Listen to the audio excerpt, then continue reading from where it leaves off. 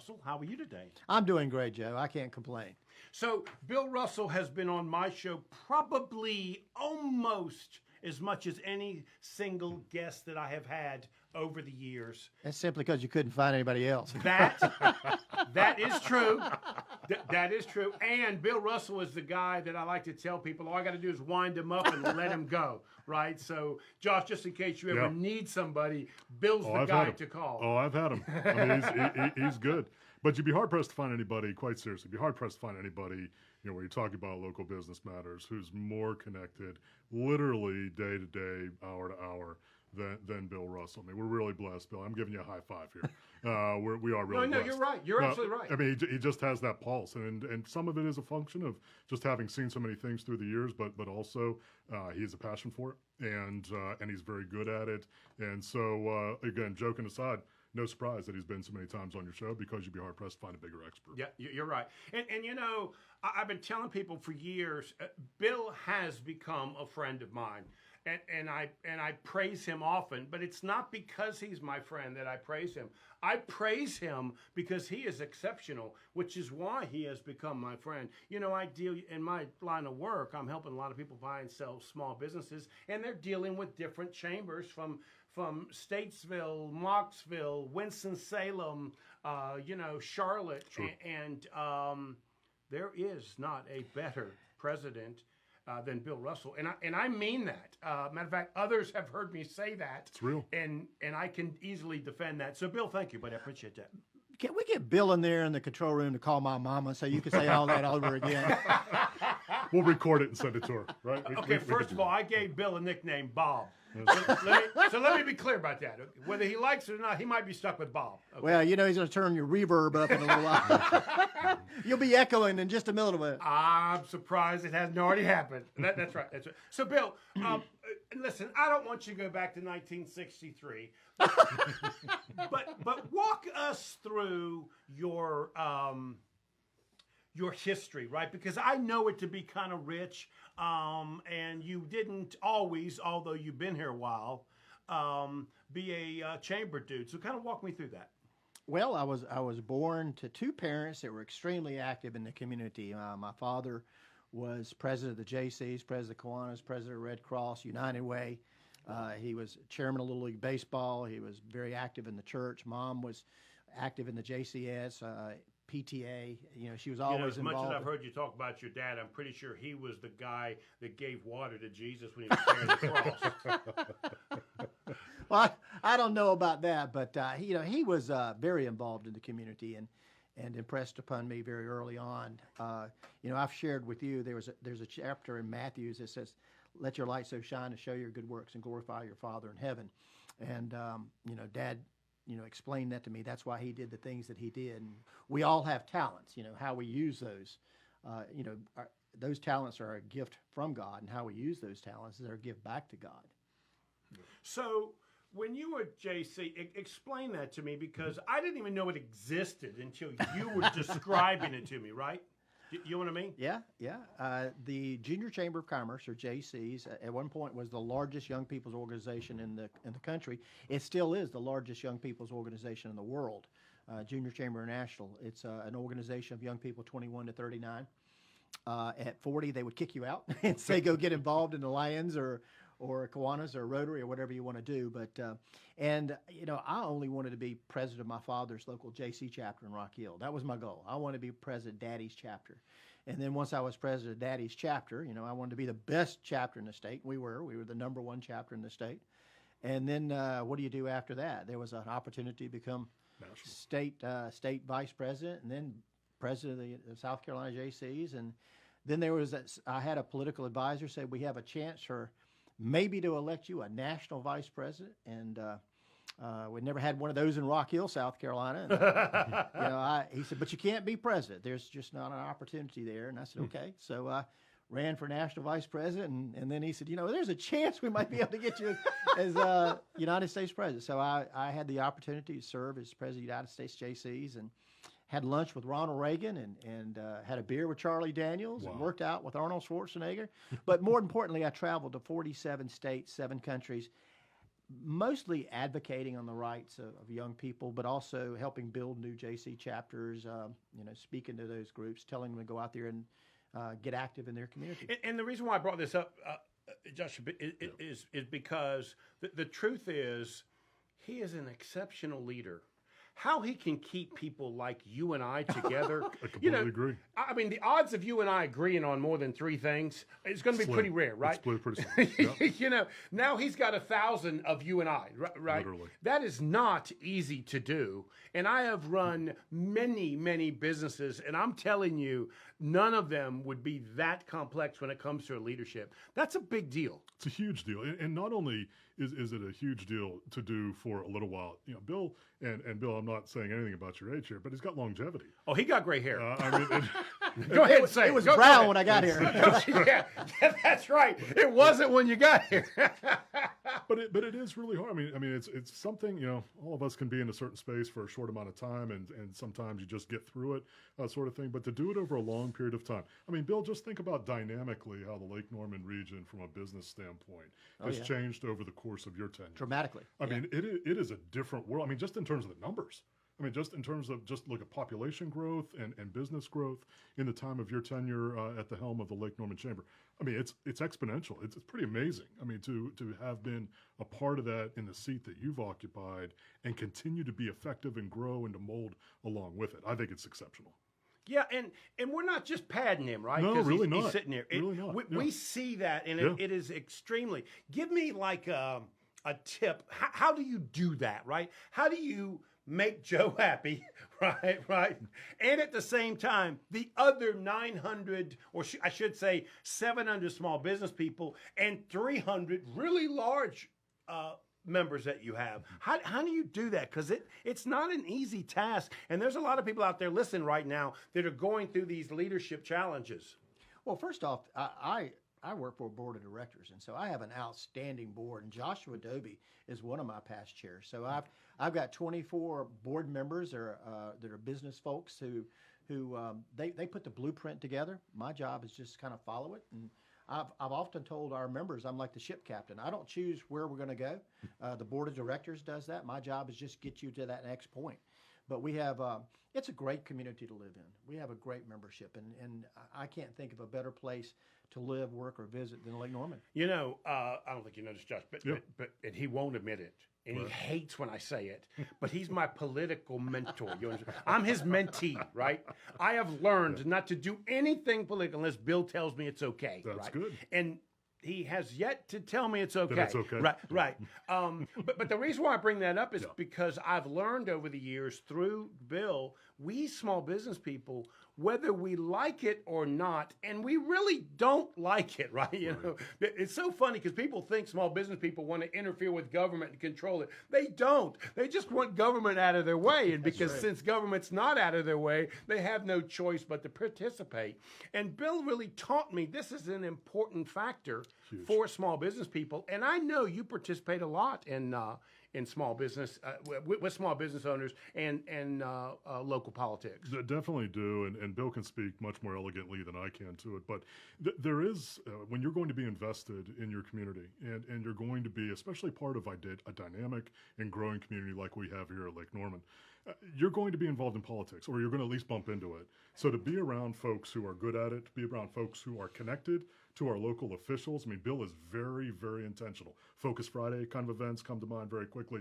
Where Bill's been very intentional through the years in bringing in our municipal and our state and our federal, local elected officials, and bringing them into here firsthand. And I think that is so vital. Because whether we may, Joe, as you said, we may not like it, we may not even want to be bothered by it, but especially on a municipal level, I mean, it's a little bit of a counterintuitive thought process because you think, well, the federal folks are going to have the ones who are, the largest impact on us. The municipal folks actually are the ones who can have the largest near-term, day-to-day kind of impact. Bill's very good about bringing those folks right in front of us all the time. Right. And Bill, that's probably one of the things that you help us with that keeps us together.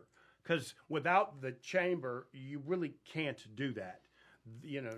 Most local politicians aren't listening to Joe.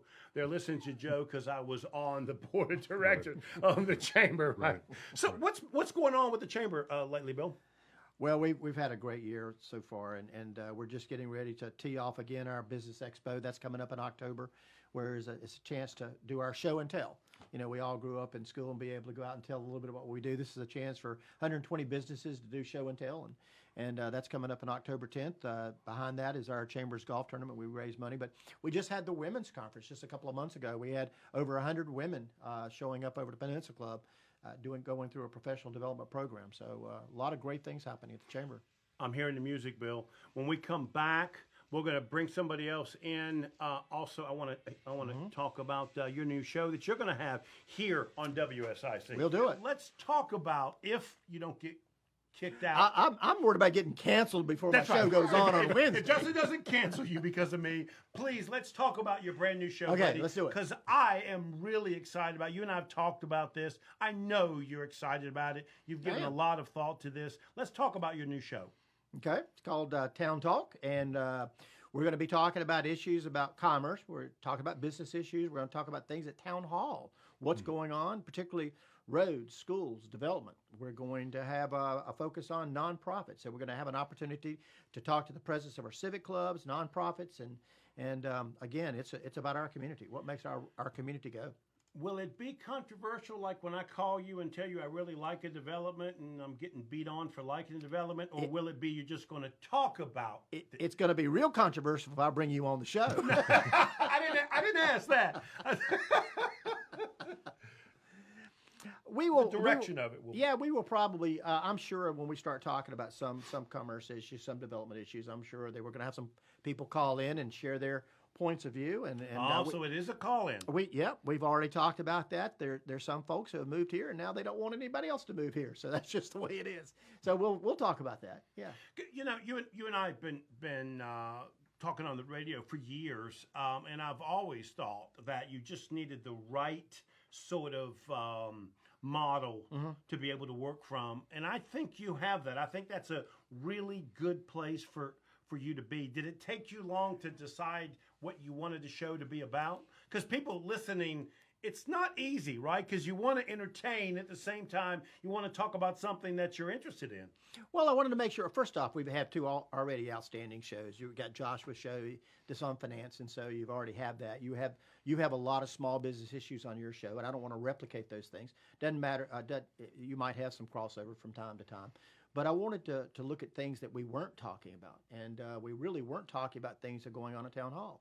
I mean, prior to now, you might have Jeff and Vicki talking about things going on in Raleigh, but you haven't had what's going on down at Town Hall in Huntersville, Cornelius, Davidson, Mooresville. You know, what are some of the issues? People, when they're driving around town, and then they're roading into road construction, they want to know, how long is this going to last?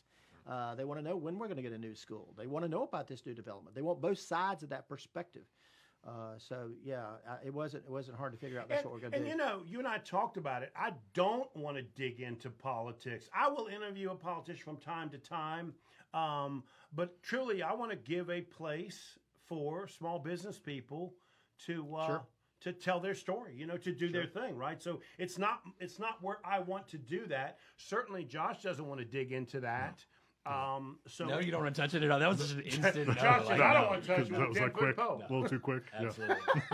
Joey, So it is a great place for you to go from. I can see the show do it extremely well. Yeah, we haven't also had an opportunity for the nonprofits to really tell their story, Which I really like that. I tell you, Joe, you know, when you go and you listen to every quarter, the Chamber brings together a lot of our nonprofits, and really we started doing that because Joshua, is probably your year. We had 3 galas in one weekend.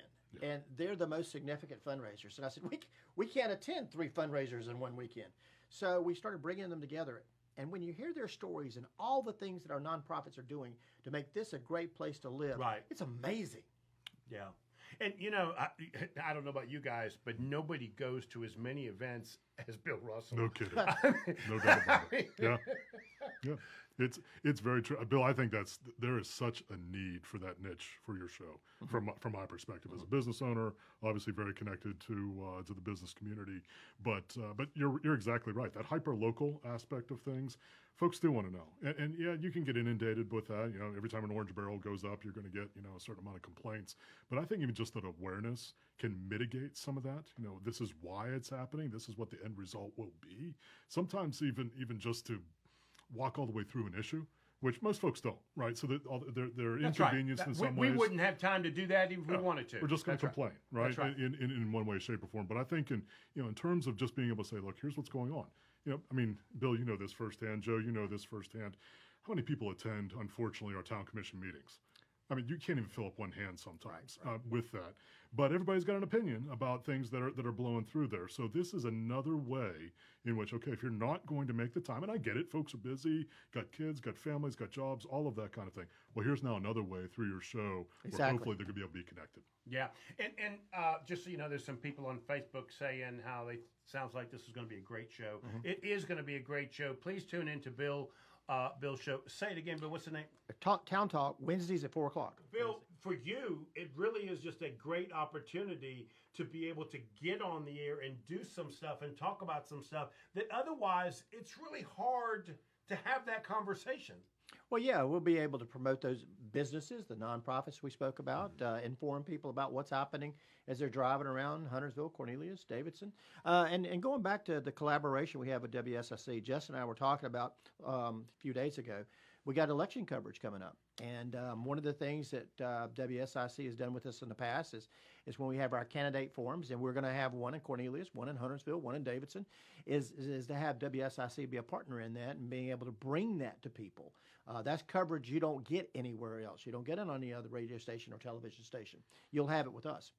Right. And I want every community. I don't want I want Cornelius. right. Don't get me wrong. I want Huntersville. I want Cornelius. I want Mooresville. I want Troutman. I want Statesville. I want Lincoln County. I want them all. There you go. I want them all. Bill, Julie just said on Facebook that she really can't wait for your show. This could be a problem for me. Joe's getting nervous. You're not going to lose your Julie. I promise you that. You're not going to lose your Julie. Yeah, but if the problem is I might lose my number 2 fan. You understand? So we've only got a few minutes, guys, but let's go around the room for the listener because this 4 o'clock hour is going to change. You've got about 1 minute. Just heads I only up, got but 1 that's minute? okay. No, that's all right. He still hasn't mastered that board yet. No, it's okay. We'll work. Then let me say we all look forward to the 4 o'clock hour and everything we intend Absolutely. on delivering to the community. And you are listening to the #1 talk business show, which we're going to continue to do every Monday afternoon at 4 o'clock. Why are you looking at me like that? No, you got it right that time. Are you ready? You are listening to Local Biz Now. If it's Monday afternoon, Your business matters. yeah. We'll see you next week. Appreciate you guys. All right, what's his bumper music? Who? I can play it. I haven't listened to it. Yeah, Let's pull it up. Yeah, I want to hear what you got in mind for me, what you got in mind for him. I think I got yours too. Well, Mike put it together. Mike Jackson put it together. Okay. So I just told him what you guys. We had conversations right Yep, about yep, style and all yep. that. We have Sony. Let's hear what it is, because I have no